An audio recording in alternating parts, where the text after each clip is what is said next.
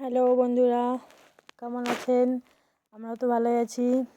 এদিকে রেডি হয়ে গেছি, একটা জায়গায় নিমন্ত্রণ আছে, তো সেখানে যাব, সেই জন্য রেডি হয়ে গেছি হালকা পাতলা করে।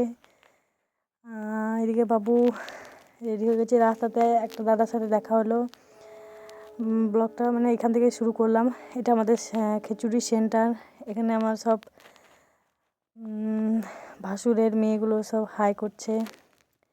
ওইদিকে একটা গ্রাম চলে গেল আমাদের ভেতর দিকে, গ্রামের ভেতর দিকে। আজকে আমাদের মানে একটা পাশের বাড়ির দাদা মানত ছিল, তা সেই জন্য আমাদের পাড়াতে একটা পীর সাহেবের আস্তানাকে বলেন কি, আস্তানা, হ্যাঁ আস্তানা আছে। ওখানে মানে খিচুড়ির আয়োজন করেছে। মানে ওরা আর কি সিন্নি চাপাবে, সেই জন্য আর কি। তো মানত ছিল, সেরকম করেছে। তো আমরা এখন যাচ্ছি।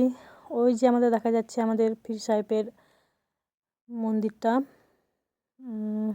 এই বাঁ দিকে ওপরে বসেছিল ওরা, তো ওখানেই গেলাম আমরা।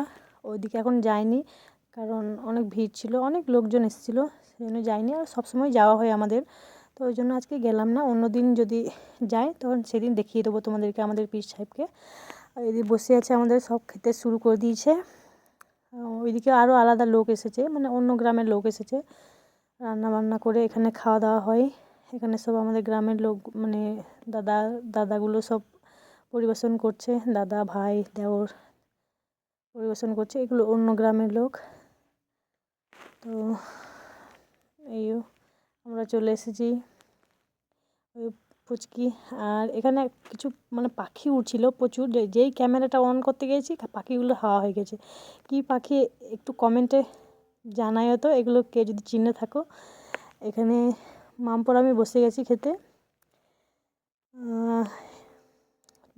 খিচুড়ি করেছিল, নিরামিষ আলুর দম করেছিল, আর চাটনি করেছিল। ওই যে দাদাভাইটা আসছে, ওই দাদাভাইটারই মানত ছিল।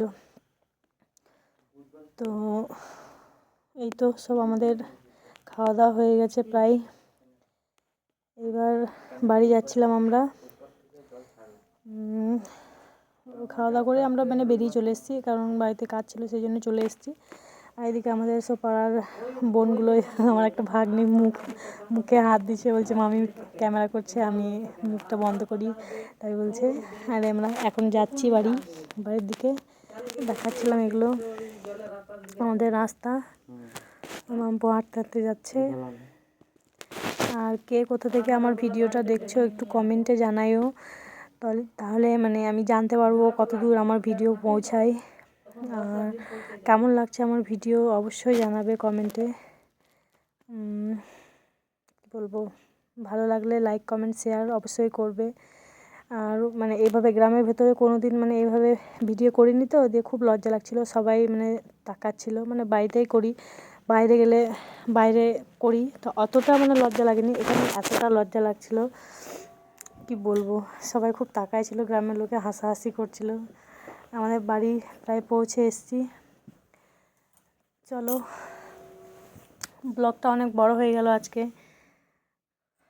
ওইটা ফাঁকা মাঠ আছে, ওদিকে আমাদের ধান পোতা হবে, সেই জন্য দেখাচ্ছিলাম।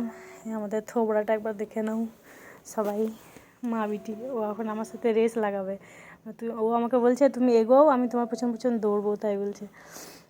এসো, জোরে জোরে হাঁটছিল, কারণ বাড়িতে কাজ মেলায় ছিল, সেই জন্য মা ছিল না আজকে বাড়িতে। চলে এসেছি প্রায়।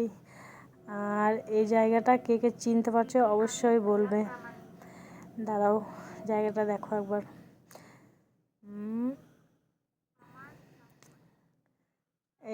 এই জায়গাটা কে চিনতে পারছো একটু কমেন্টে বলবে তো। এখানে আমাদের সরস্বতী প্যান্ডেল হয়েছিল, ওই যে আমাদের বাড়ি দেখা যাচ্ছে। চলে এসেছি আমরা বাড়ি। এই তো বাড়ি, এবার ঢুকে যাব।